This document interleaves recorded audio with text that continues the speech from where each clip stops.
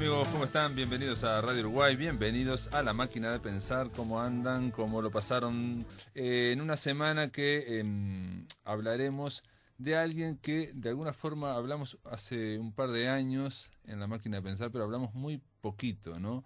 Me refiero a una filósofa, Hannah Arendt, en su momento, creo que en el 2010, cuando arrancó La Máquina de Pensar, hablamos de Nina Simone y Hannah Arendt, los vinculamos porque no tenían nada que ver ninguna una con otra, salvo en algo en la actitud de rebeldía. Son mujeres rebeldes, mujeres que se opusieron al statu quo de sus respectivas disciplinas, de sus respectivas actividades, y son mujeres que tenían un carácter muy fuerte, una gran seguridad en sí mismas, o por lo menos que supieron combatir el statu quo.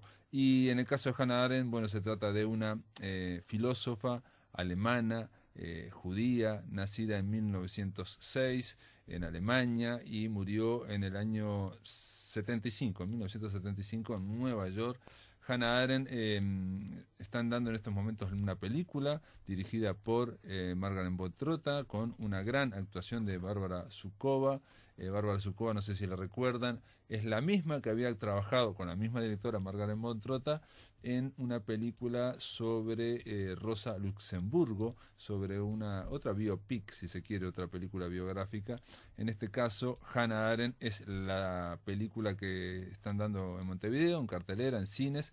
Vale la pena. Bárbara Zukova hace un gran papel, se mete en esta Hannah Arendt, en la cual se cuentan solamente 3 o 4 años de su vida, quizás los momentos más álgidos de su carrera como filósofa, cuando pide ser llevada a Israel porque se produce un juicio a un nazi llamado Adolf Eichmann. Para dar una perspectiva, un panorama de lo que ha sido esta filósofa Hannah Arendt, vamos a conversar con Anabela Di Pego. Ella es doctora en filosofía, es magíster en ciencias sociales, es licenciada y profesora en filosofía en la Universidad Nacional de La Plata y sobre todo es alguien que se ha interesado mucho por Hannah Arendt. ¿Cómo andás, Anabela? Hola, buenas tardes, Pablo. ¿Cómo andás?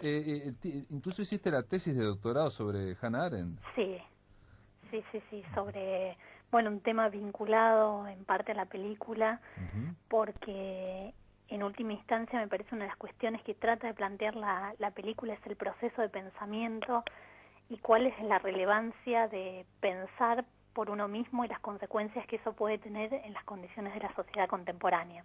Claro, sí, estoy totalmente de acuerdo. Vamos a tratar de explicarlo, pero está muy bien lo que acabas de decir ya arrancando, porque me parece que Hannah Arendt lo que demuestra, hay un artículo que estuve leyendo por ahí que decía lo siguiente: Hannah Arendt era tan segura, tenía tanta seguridad en sí misma que se permitía dudar. Y eso me parece extraordinario, porque no es fácil para un filósofo, un pensador, dudar de cosas que todo el mundo da por supuestas, ¿no? O sea, dudar de cosas que parecen inconmovibles. Sí, y ese es el punto, seguramente, de la controversia que despertó en su momento el libro, y que curiosamente en Buenos Aires el estreno de la película ha resucitado de alguna manera. Ah, mirá. Porque, bueno, hay mucha gente que se siente muy molesta, digamos, al ver la película por el planteamiento de Hannah Arendt. Digamos, casi todos admiten que la película es muy buena, pero que el planteamiento de Arendt sigue siendo sumamente controvertido. Pero lo curioso es a veces que este malestar que genera no da lugar a la discusión, que creo que sería lo más interesante, digamos, dar oportunidad para ver y revisar la actualidad de las tesis que Arendt sostiene en ese libro, que no tienen que ver solamente con el caso Eichmann, sino fundamentalmente con un análisis de la sociedad contemporánea y del derrotero de la época moderna. Sí, ella lo plantea incluso con una cuestión más como absoluta, el tema del mal, ¿no? La banalidad del mal. Si te parece, Anabela, vamos a hacer vamos a contarle a la audiencia un poco el contexto de esto, que no todo el mundo lo conoce. En Argentina estaba este hombre, un nazi escapado, que zafó, digamos, de los juicios de Nuremberg, llamado Adolf Eichmann, y los servicios secretos israelíes lo secuestran y se lo llevan a Jerusalén para hacer un juicio donde, bueno, va a ser un juicio supuestamente ejemplar, ¿no? Y ahí hay todo el problema de si se puede hacer un juicio secuestrando al acusado. Ya con ahí está medio complicado. Y esta mujer llamada Hannah Arendt, que era una filósofa muy conocida, llama por teléfono a New Yorker y le dice: yo quiero cubrir el juicio a Adolf Eichmann, ir como una periodista, como una corresponsal. Exactamente. Y la mandan. ¿Y qué con pasó? el antecedente que ella tenía de haber escrito su libro sobre los orígenes del totalitarismo en 1951, que es uno de los primeros libros que trata justamente de analizar el nazismo, pero no solamente como un fenómeno alemán, sino qué implicancias tiene en cuanto a las transformaciones de las sociedades modernas, digamos, ¿no? O sea, cuál sería el peligro en realidad cómo hunde el nazismo sus raíces en la tradición occidental. Ahí va. Y bueno, en el proceso con Eichmann, digamos, lo que ella fundamentalmente, la tesis que elabora, que es muy controvertido y es el subtítulo del libro, aunque curiosamente aparece muy pocas veces mencionado en el libro, aparece solo 3 veces, es la tesis de la banalidad del mal, y que, digamos, tiene que ver, por eso vamos a tratar de explicarla en relación con dos transformaciones, digamos. Por un lado, con el pensamiento en la época moderna, la capacidad que tenemos de pensar, porque la tesis de la banalidad del mal remite a que Eichmann es incapaz de pensar. ¿Y qué quiere decir esto? Y por otro lado, con el desarrollo de cierta tendencia en la época moderna a la escisión entre lo público y lo privado. Muy bien, entonces tenemos que Hannah Arendt va a Jerusalén, va a un juicio que, bueno, que tiene sus como es una forma, hay que pensar que en el año, bueno, cuando transcurre el juicio, la Segunda Guerra Mundial estaba hace 15 años, no había pasado hace tanto tiempo, digamos, estaba muy fresca y se empezaba a mostrar el tema, bueno, de la Shoah, del exterminio, del Holocausto, y Eichmann ahí en una jaula, digamos, de cristal, que eso en la película aparece como el documental, las verdaderas imágenes, él trata de defenderse, en fin, y esta mujer, esta filósofa, dice algo que por lo menos en la película te preguntan, a ver, porque también, digo, para mí es una observación que me pareció muy femenina, me pareció una cosa, digo, esto es solo una mujer, o es más que nada una mujer que dice lo siguiente: Adolf Eichmann no parece un gran nazi, un gran malvado, no era el malvado que yo esperaba, es un pobre, es un don nadie, o sea, y hace una y otra vez hincapié en lo que parece, en la cara, cómo se muestra todo, ¿no? Hace una observación y a partir de esa observación empieza a analizar. ¿Cuál es la conclusión? Bueno, respecto al juicio en general, el juicio de Eichmann es muy importante porque imagínate que es el primer juicio después de los juicios de Nuremberg. El único antecedente, digamos, al juicio de Eichmann es el juicio de Nuremberg en Alemania, que había sido llevado a cabo por las potencias aliadas, digamos. Después, en Alemania no hubo otros juicios, hasta que pasó lo de Eichmann y se reabrieron una serie de procesos posteriormente. Así que el juicio de Eichmann es un punto de inflexión en este proceso, digamos, de reapertura y problematización y tematización del pasado nazi. Incluso dentro de la película lo plantea, dentro de Jerusalén, porque era algo bastante complicado para las nuevas generaciones cómo tematizar ese pasado. Y respecto a esta caracterización de Eichmann, un poco lo que Arendt quiere mostrar es que nosotros tendemos a representarnos que si hay alguien que es responsable de un mal sobrehumano, o de las características radicales o extremas que implicó el nazismo, tendemos a representarnos a esta persona como una especie de Satanás, Mefisto, alguien diabólico, alguien con intenciones malignas, alguien que está dispuesto a destruir todo. Exacto. Y este es el punto, digamos, que cuando ella ve a Eichmann no se encuentra con una persona como alguien que tuviese especialmente intenciones malignas, que estuviese dispuesto a destruir el mundo. Un súper asesino, no se encuentra con eso, sino más bien un burócrata. Exactamente, con una persona que es un hombre normal, es un hombre común que se ampara en esta especie de decisión entre lo público y lo privado. Como decir, bueno, en el ámbito público yo tengo que cumplir órdenes. Claro. Mi deber a un juramento, al Führer, a la Alemania nazi, y yo no puedo juzgar ni decidir ahí por mí mismo. Solamente tengo que hacer lo que me dicen. Ahora, yo en el ámbito privado no tengo problema con los judíos, tenía amigos judíos, conocía judíos, protejo a mi familia, soy un buen padre de familia, soy buen vecino. Entonces, esta idea de que alguien puede escindir lo público y lo privado y cometer actos terribles que impliquen, digamos, con consecuencias políticas y públicas, y sin embargo concebir que no es de alguna manera culpable porque solo está siguiendo órdenes y eso escapa a su esfera de acción y decisión. Es la idea de que no soy responsable porque yo lo único que hago es, en este caso, es ordenar, digamos, un viaje en tren, digamos, de prisioneros. O sea, es una cuestión medio administrativa. Yo estoy en una unidad operativa de una larga cadena. Exactamente, es como soy parte de un engranaje en el cual cumplo mi función. Y mi función era simplemente transportar a los judíos. Y vos dijiste una cosa que lo dice Arendt y es terrible, es que en su vida normal era una persona normal. Exactamente, pero el punto es que Arendt no cree que Eichmann no sea responsable, ¿no? Eso es lo que él, el discurso que él ha construido, digamos, para explicar su participación y no sentirse responsable, pero ella cree que Eichmann es responsable, que debe ser juzgado e incluso está de acuerdo con la pena de muerte, con el ahorcamiento de Eichmann. Lo dice.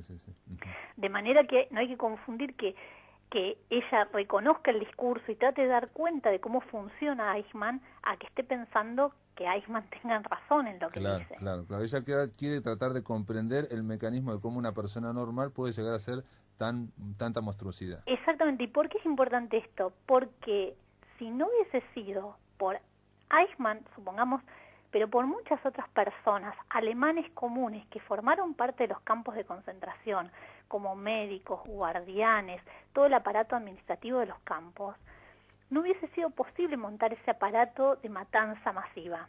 Es que es una industria, era la idea de la concepción industrial, la industrialización a la fábrica de la muerte, ¿no? Claro. Pero el punto es que esas fábricas de la muerte no dependen solo, digamos, de líderes convencidos ideológicamente, que los tiene que haber, pero no es que esos líderes tienen que convencer a todos los que participan de esa maquinaria de que compartan sus convicciones ideológicas, sino que pueden servirse para esa maquinaria de los hombres comunes. Bien, hasta ahí, digamos, y los hombres comunes como Eichmann pueden decir, hay leyes, hay instituciones, bueno, yo no sé qué seguir las instituciones, las leyes en ese momento, bla, bla, bla.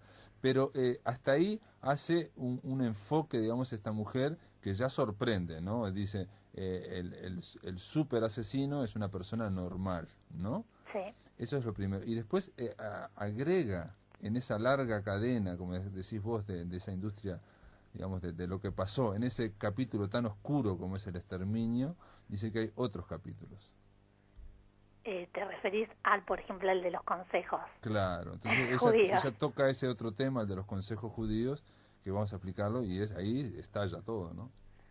Sí, bueno, el tema que sale en realidad durante el juicio, cuando declaran distintas víctimas y sobrevivientes del Holocausto, es el papel que habían desempeñado los consejos judíos organizando de alguna manera la evacuación de los judíos de los guetos, porque los nazis llegaban, digamos, y pedían listados de quienes habitaban en el gueto, cuántos habitantes había, y organizaban las deportaciones en base a toda esta información que les iban dando los consejos judíos.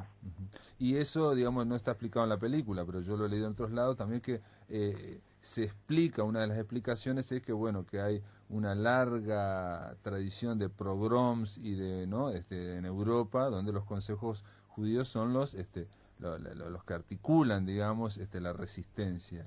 Y a veces también tenían esa cuestión, ¿no? Claro, lo que uno puede decir que es cierto en un primer momento, los que formaban parte de los consejos judíos podían no saber qué es lo que los nazis hacían, digamos, con las personas deportadas. Pero no, y hay un detalle también, es que para todo el mundo en ese momento, igual que para el resto de la humanidad, era inimaginable que hubiera una operación de exterminio total, ¿no? Sí, claro. digamos, eso es lo que Arendt también denomina, que era muy difícil de creer lo que ocurría en los campos, porque nosotros tendemos a pensar con la lógica de que algo se hace porque es útil para algo. Claro.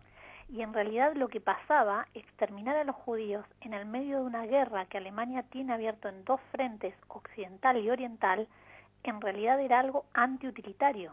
O sea, Alemania le hubiese convenido militarmente no gastar recursos en trasladar judíos, en montar campos de exterminio, sino en fabricar armas y fortalecer los frentes de lucha. Entonces, algo que no responde simplemente a una utilidad, a nosotros nos es difícil, bueno, ¿cómo es? ¿Para qué se hizo esto? Sí, ¿cuál es el sentido? ¿Cuál es el sentido? Exactamente, ¿no? Eso es otra de las características que para ella desafía nuestra comprensión del totalitarismo, porque no se puede explicar en términos utilitarios, de algo que sea útil para un fin determinado.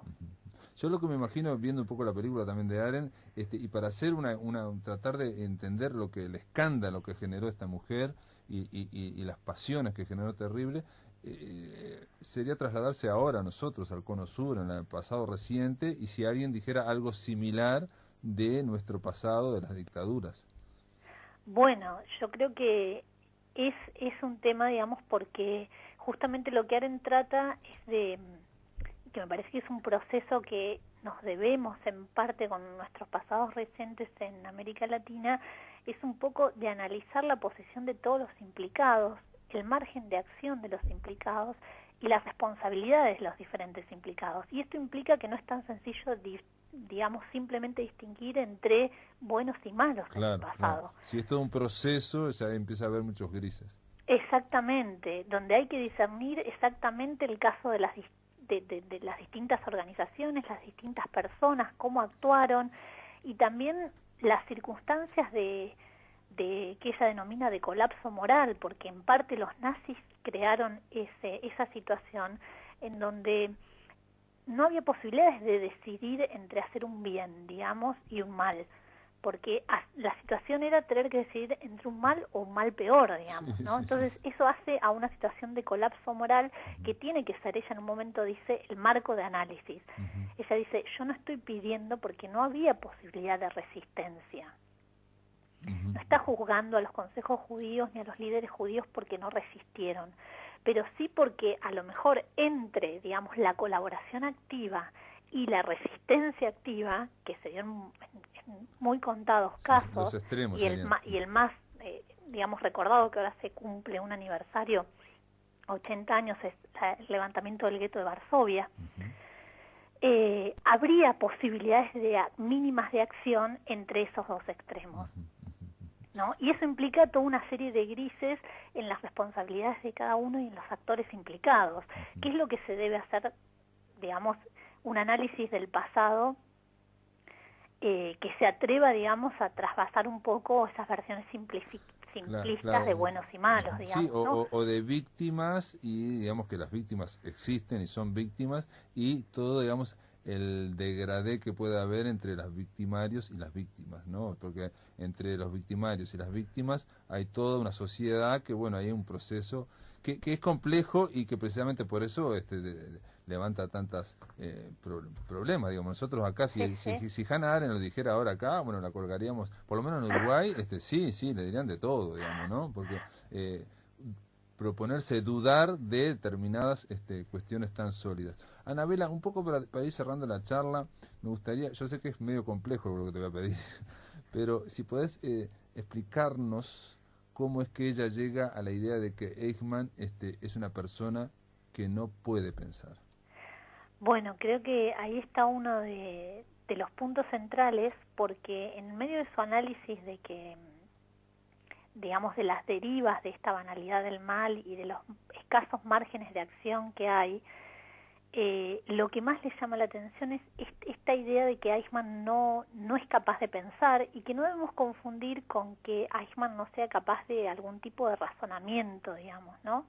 Ni de conocer, ni de hablar lógicamente. O sea, Eichmann puede razonar, digamos, en cuanto a cualquier tipo de racionalidad medio fines, de intereses. Lo que ella está pensando como incapacidad de pensamiento es una capacidad, digamos, de reflexionar críticamente y esto tiene que ver con la capacidad de poner en cuestión las normas sociales establecidas o las órdenes o los mandatos dados. Es decir, un pensamiento puede ser simplemente entender una orden y cumplirla, y esa persona razona, digamos, correctamente. Pero pensar para alguien tiene que ver con poder juzgar si esa orden debe ser respetada o no, o si esa orden es injusta o si esa orden es criminal. Sí, es inhumana, por ejemplo, ¿no? Exactamente. Sí, te destruye inhumanamente, claro. Entonces, ella lo que dice es, si no hay una protección o remedio contra el totalitarismo, pero si acaso, digamos, podemos pensar qué es lo que podría hacer frente a una situación análoga como el totalitarismo, sería esta capacidad propia que cada uno tiene de pensar y juzgar por sí mismo las normas establecidas. Porque simplemente acatar normas, digamos, es muy fácil que cuando se reemplazan por otras normas nos acomodemos rápidamente, aunque esas normas sean criminales. Que eso es lo que pasó, digamos, en la Alemania nazi. Claro. ¿No? Entonces, y el punto es que para ella hay en las sociedades actuales una creciente incapacidad de pensar. Y por eso el peligro sigue siendo, digamos, un peligro, no es solamente el de Eichmann, porque Eichmann, digamos, es también un producto de esta tendencia de las sociedades modernas, en donde cada vez la capacidad de pensamiento se va como acotando, y es algo cada vez más difícil de desarrollar, digamos. Muy bien, Anabela Di Pego, te doy las gracias por ayudarnos a abrir esta semana dedicada a Hannah Arendt. De última, creo que vamos a terminar todos los días planteando lo mismo, ¿no? Hay que tratar de pensar, ¿no? Hay que Exactamente, tratar de pensar. A propósito del nombre del programa. Ah, sí. Te mando un abrazo desde acá de Montevideo, Anabela. Bueno, espero que vean la película y que los invite a leer el libro y a leer sobre Hannah Arendt. Dale, chao. Chao, gracias.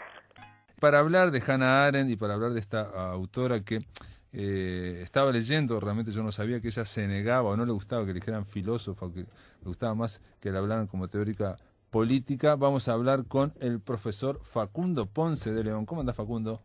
¿Cómo te va, Pablo? Muchas gracias por la invitación a conversar en tu programa de Hannah Arendt. Con Facundo en su momento estuvimos hablando porque vos estabas en Suiza, estabas haciendo una tesis o algo así. Ahí va.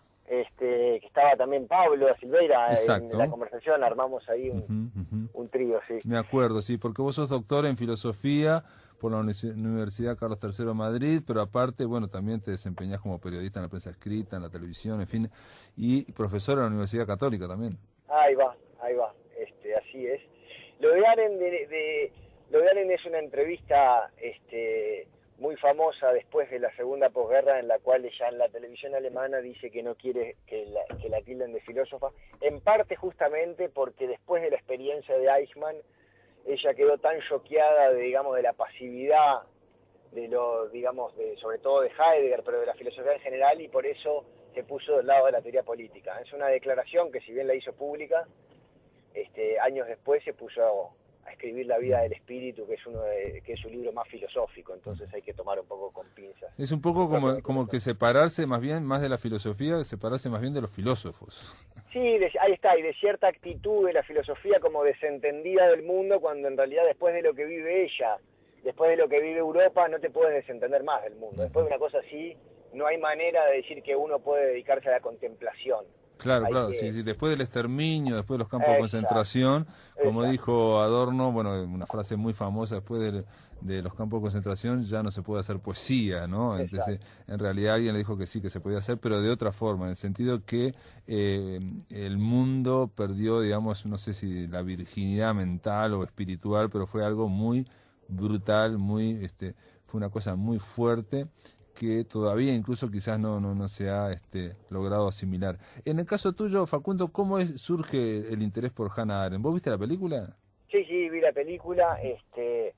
Mi interés surge porque cuando yo voy para Madrid a hacer el doctorado, yo tenía claro que me interesaba el concepto de autoridad desde el punto de vista filosófico y no desde el punto de vista jurídico del derecho, sino conceptualmente, ¿qué es la autoridad? ¿Qué decimos? ¿Cuándo decimos que algo o alguien puede ser autoridad?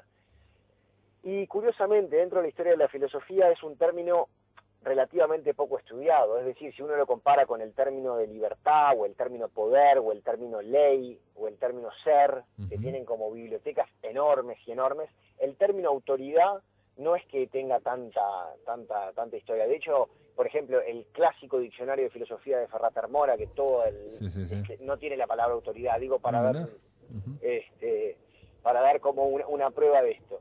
Y Arendt es de los pocos filósofos del siglo XX que tiene un articulito que se llama ¿qué es la autoridad? Entre el pasado y el futuro. Entonces, ahí dije, a ver, mirá a alguien que habla de esto, a ver qué dice, y ahí es que leí ese artículo, y de ahí no me pude despegar más de Arendt. De ese artículo leí ese libro, y de ese libro leí otro, y de ese libro leí otro, y leí, digamos, las obras completas en español. Seguro me faltan algunas cosas.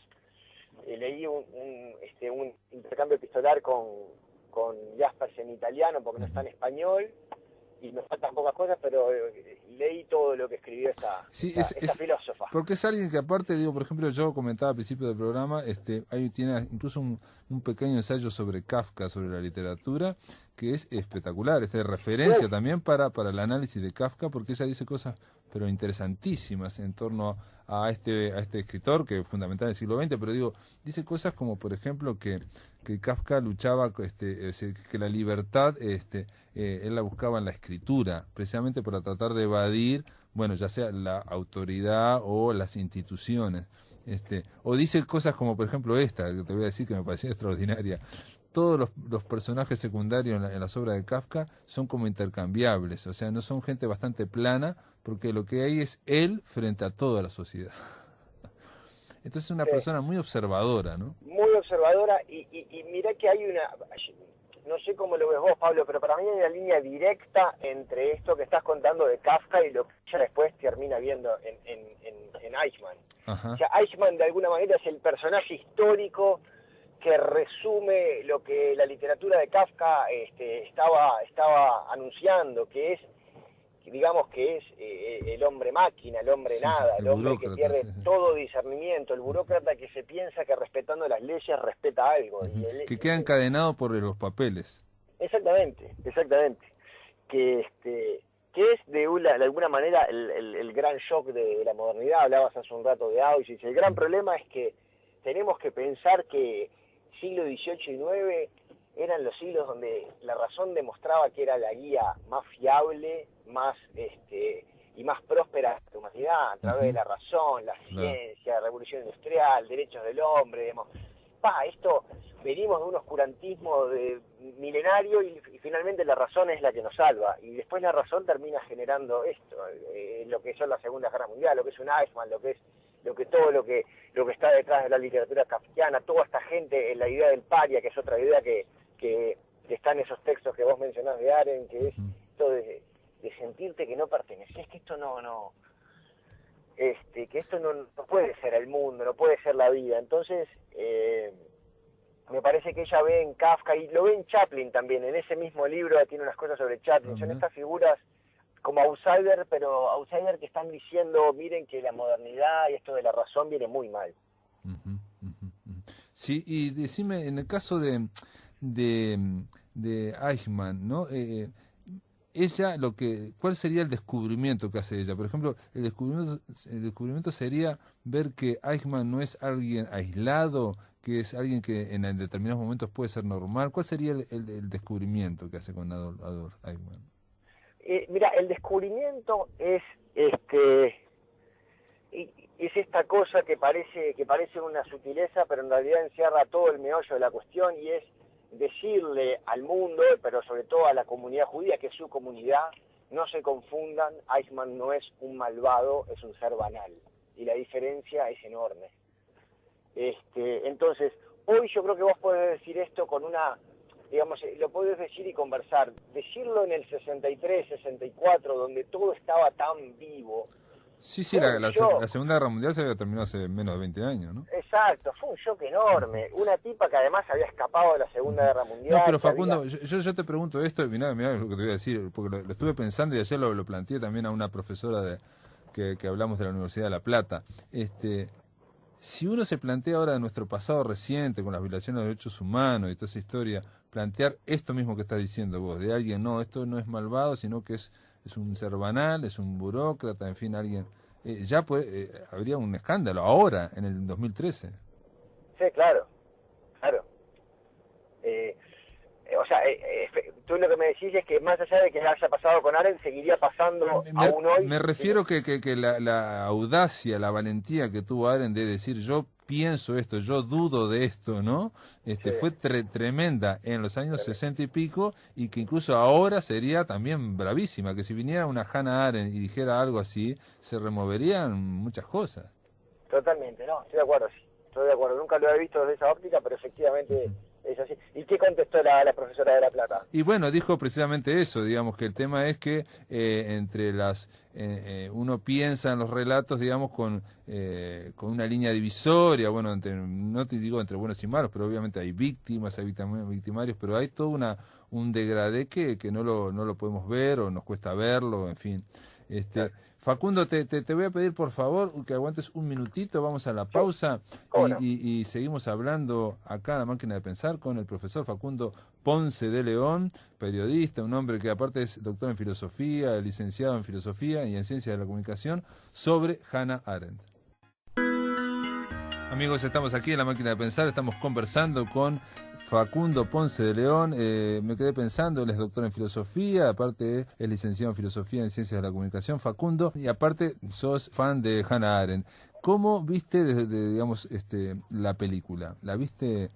¿Te pareció que le falta algo? No, la película es fiel a los hechos. A mí me gustó la película, la disfruté desde lo que, digamos que desde el punto de vista técnico, hay dos detalles menores que no son la realidad. El primero, probablemente el más grave, es que el secuestro de Eichmann, con lo que empieza la película, no tiene nada que ver lo que hizo la directora con lo que efectivamente pasó. Uh-huh. Porque lo que efectivamente pasó es que Eichmann se baja de un ómnibus en San Fernando, a 20 kilómetros de Buenos Aires, a plena luz del día, y yendo hacia la casa caminando, ve a tres tipos que están con un Mercedes con el capó abierto. Esto es lo que pasa, y ahí cuando Eichmann medio que pasa cerca, lo encapuchan y lo llevan a una casa abandonada donde está 9, y le sacan la capucha y le dicen: confesá tus usados. Eichmann, estos son los tres hombres del Mossad, del Servicio Secreto de Israel. Eichmann confiesa y se va para Israel. En la película esto no pasa, es un ómnibus de noche, en una calle... Sí, bien de noche, entre gallo y medianoche, y no se ve mucho, simplemente lo secuestran y punto, ¿no? Efectivamente, yo creo que esto tiene una explicación netamente presupuestal. Revivir el secuestro tal cual fue, tenía un costo que esto esto es un de noche, 2 focos, un ómnibus viejo y a grabar, ¿no? Claro. Tampoco le interesaba, me parece mucho, hacer hincapié en que fue en Argentina. Después se plantea que fue en Buenos Aires, no sé qué, pero si vos, pienso yo, filmás y que están en Argentina, como que estás diciendo que ahí había nazis. Digo, ahora hay una película que se llama Walcolda con Peretti y Natalia Oreiro, que precisamente abordan quizás por de las primeras veces el cine argentino el tema de los nazis, en este caso Mengele, que estaban en Bariloche, ¿no? Claro. Pero es un tema que no es tan, es un tema medio candente.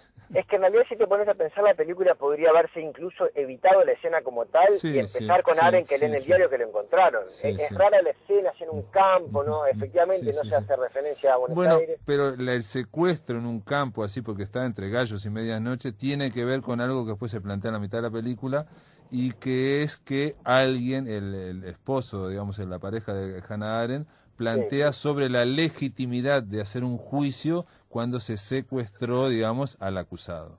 Sí, es verdad. Entonces ahí hay una cuestión de legitimidad que, bueno, es una cosa media teórica, pero bueno, en fin, tiene que ver. Es verdad. Sí, Facundo, un detalle, porque en la película se plantea muy sutilmente, yo creo que mucha gente, no sé si se entenderá tan claramente, la relación que tuvo Hannah Arendt, porque estamos hablando de una persona con una gran valentía, un gran coraje, alguien que iba al choque y no tenía miedo, digamos. Estamos hablando de alguien que realmente las pasó dura, con ese vínculo que tenía con un gran filósofo como Martin Heidegger.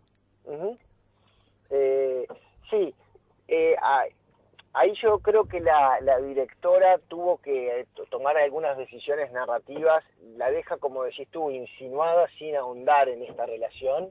Esta es una relación que Aren, digamos, que marcó la vida de Aren, que su marido, Blücher, la sabía perfectamente. De hecho, viste que Aren tiene la foto de Heidegger en su mesa de luz, en su escritorio de Nueva York, ¿no? Y sí, fueron amantes, están publicadas en español todas las cartas que se intercambiaron con Heidegger. Hay, por supuesto, un gran silencio entre el 33 y el 49 o el 50, donde vuelven a reencontrarse. Este reencuentro está en la película ficcionado. Y bueno, creo que cuando Aren decía, que yo te decía hace un rato, que no era más filósofa, estaba pensando un poco en lo que fue la complicidad de Heidegger con el nacionalsocialismo, ¿no? Hay una cuestión brutal, que es que Martin Heidegger, uno de los filósofos más prestigiosos, quizás el más prestigioso del siglo XX, uno de los más prestigiosos, en un momento, bueno, no abraza el nazismo, pero bueno, es proclive al nazismo para lograr ser rector de la universidad, y después, cuando viene la desnazificación, como que lo dejan aparte. Era tal el prestigio que tenía este hombre. Y Hannah Arendt, que con todo lo que sabemos de su antinazismo y su antitotalitarismo, como que le perdona, ¿o no? Efectivamente, hay un perdón de Arendt a Heidegger. A pesar de, como tal cual le explicaste vos bien, ¿no? Él asume como rector y se pone el uniforme del partido nazi para asumir como rector, pero después de alguna manera se abrió, él también, no siguió, y Arendt lo perdonó. Y es una de las cosas que yo creo que en toda la enorme polémica que está en la cuestión de Eichmann, yo creo que a alguna gente le influye que Arendt, además de todo, no haya perdonado a Heidegger. Bueno, en el caso de Heidegger, tiene que ver con el enamoramiento, ¿no? Ella tenía 17 años, era un profesor muy prestigioso, y bueno, hay una obra de teatro que yo no vi, que se llama Un informe sobre la banalidad del amor. Yo no la vi tampoco. Y es de un autor argentino, pero fue hace muy poco estrenada aquí en Uruguay, y que precisamente trata de eso, de los amores entre Heidegger y la estudiante Hannah Arendt. Y por ejemplo, Virginia Martínez tiene un libro sobre las mujeres del siglo XX. Sí. ¿Y está Arendt ahí? Y está Arendt, digo, y ahí hay mucha gente en tu casa también. Y está Arendt, y ella transcribe esta carta, y donde dice, Hannah Arendt se lo dice a una amiga, ¿no? A Heidegger. Heidegger me manda todos los libros nuevos, todo lo que escribe, para que yo le dé mi opinión. Y él jamás me ha dado una opinión de los míos. Sí, eso es una gran verdad. Eso es una gran verdad. De hecho, la condición humana se le iba a dedicar a Heidegger, y al final no se la dedicó, y él se lo dice en una carta. Heidegger jamás le escribió una línea a Arendt sobre sus textos. Y aún así lo perdonó, y aún así lo fue a visitar, y lo fue a visitar con su marido también. Sí, digamos, siguió enamorada, digamos, de alguna forma. Y de alguna forma se podría decir que sí. El segundo detalle de la película que no es cierto es que Hans Jonas, que es este amigo que se enoja tanto, que en la película queda como que quedan peleados, se terminan reconciliando en la vida real. Mientras que en la película queda como que no se reconciliaron. Lo que demuestra la película, realmente es una película que yo pensé que, obviamente, estamos hablando de una película casi filosófica, donde iban a discutir constantemente, y de hecho hay unas grandes discusiones que reflejan aquellos años, pero lo que hay también es un viaje mental de Hannah Arendt cuando va a Jerusalén, que tiene que ver con su propia condición de judía, y también con el volver a revivir el drama del Holocausto, ¿no? de los campos de exterminio. Sí, totalmente. En ese sentido, es una película que es como que creo que la directora tuvo como una necesidad de ser muy fiel a los hechos también. Yo he hablado con gente que me dice, pero dijo lo que todos sabemos. Y digo, ¿todos quiénes? Hay mucha gente que no tiene la menor idea. Claro. Que lo que le gustó, les hubiese gustado quizás más entrar en esto que vos estás, de alguna manera, diciendo, de tratar de ver más cómo fue adentro, más discusiones. Viste que la directora hace como estas cosas de planos a la actriz, cigarro prendido, y decir, ¿qué estará pensando esta señora? ¿Cómo estará, digamos, de alguna manera, llegando a este concepto de banalidad del mal, de hombres Claro. Y Facundo, me parece que eso tiene mucho que ver con una de las tesis, y si es que hay una tesis de la película, o de por lo menos de Hannah Arendt, te lo voy a preguntar, que ella dice esto, de que Adolf Eichmann lo que es un ser, un hombre que no puede pensar, y la película trata sobre eso, Hannah Arendt pensando toda la película. Efectivamente, está ese contraste entre un hombre que pierde la capacidad de pensamiento y por lo tanto de juicio entendido como discernimiento, y una filósofa que no hace otra cosa que pensar y estar todo el tiempo sopesando esos argumentos y después teniendo el coraje, porque que se necesita coraje para pensar. Es mucho más fácil seguir las reglas, es mucho más fácil seguir los hábitos que efectivamente lanzarse a la aventura del pensamiento, ¿no? Que es lo que Arendt está diciendo, no solo Eichmann, tanta gente en las sociedades contemporáneas no hace.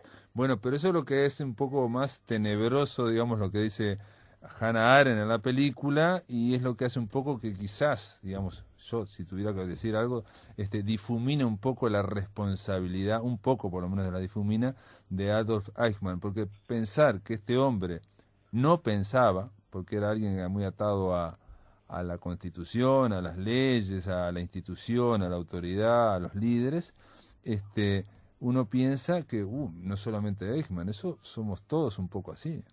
Sí, pero no le quita responsabilidad. En ese sentido, Arendt en las últimas páginas del libro es muy clara. Arendt está de acuerdo con la sentencia a muerte, a Eichmann lo ahorcan, y ella en ningún momento pone en discusión la cuestión jurídica del asunto.